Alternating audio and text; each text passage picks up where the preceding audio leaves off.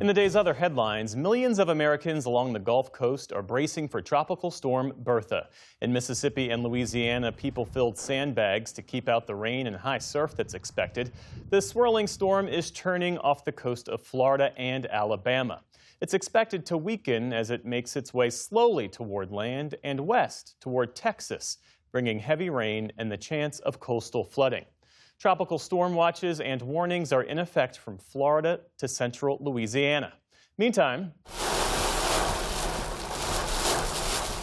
severe thunderstorms will bring more heavy rain, flash floods, and even tornadoes to parts of the Ohio Valley, Mid-Atlantic, and Northeast throughout tonight. In Ukraine, President Volodymyr Zelenskyy fired the commander-in-chief of Ukraine's armed forces in what's the latest shakeup of his top military ranks. The dismissal of General Oleksandr Syrskyi came just days after Zelenskyy fired the country's defense minister, who was largely credited with implementing drone technology in Ukraine's war against Russia.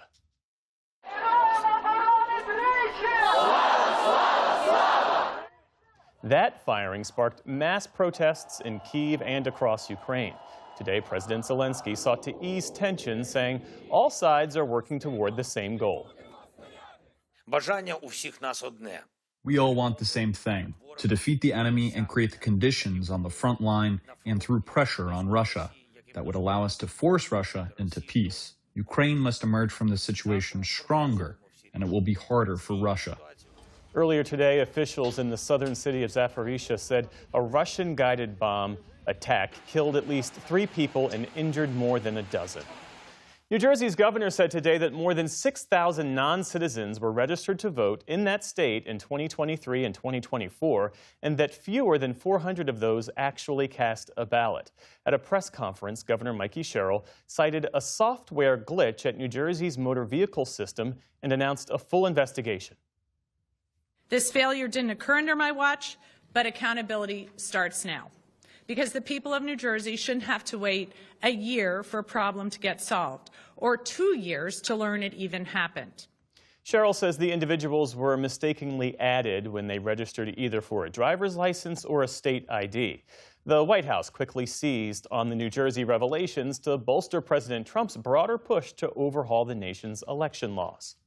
Former President Joe Biden lost a legal bid to block the release of audio recordings and transcripts of interviews with his longtime ghostwriter that were used in special counsel Robert Hur's investigation into Biden's handling of classified documents. Biden's lawyers argued the 2016 and 2017 conversations were candid and intended to remain private. But in a 2-to-1 ruling, the panel found the public interest in releasing the redacted materials outweighed any remaining privacy concerns.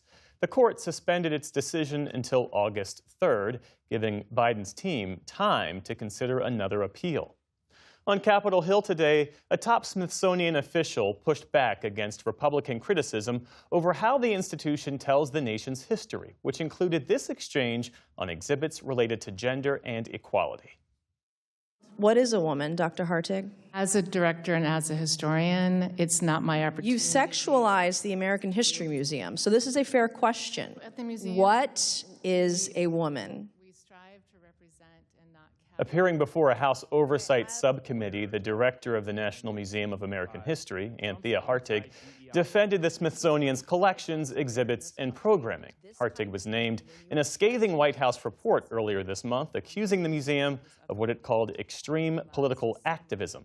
Hartig countered that the institution, as she put it, does not take sides in America's political debates. When historians talk about reframing a traditional narrative, we don't mean erasing it. We mean adding the evidence, the voices, the objects that earlier tellings left out, so that more Americans can see themselves reflected in the national story. Several Democrats at the hearing defended the Smithsonian and criticized what they called attempts by the Trump administration to rewrite moments of history in its museums. The Justice Department is investigating whether scholarships at Harvard University funded by Chinese donors favor foreign students. It's the latest inquiry the Trump administration has levied against the Ivy League school. The DOJ announced the probe yesterday, citing concerns about possible discrimination against American students. It did not specify which scholarship programs are under review. In a statement, Harvard said it, quote, does not unlawfully discriminate on the basis of race, ethnicity, or national origin in allocating financial aid. France is now the latest country to pass a sweeping social media ban for children under the age of 15. Je vais mettre au voie l'ensemble de la proposition de loi visant à protéger les mineurs des risques. The measure, which also bans the use of cell phones in high schools, passed in both chambers of France's parliament. France joins a growing list of countries implementing or considering such bans, including Australia, Greece, and the UK. On Wall Street today, a rebound in AI stocks drove the markets higher. The Dow Jones Industrial Average added nearly 400 points on the day. The Nasdaq rose more than 1%. The S&P 500 also ended with a solid gain. Still to come on the News Hour, President Trump's latest tariffs heighten tensions between the U.S. and Canada.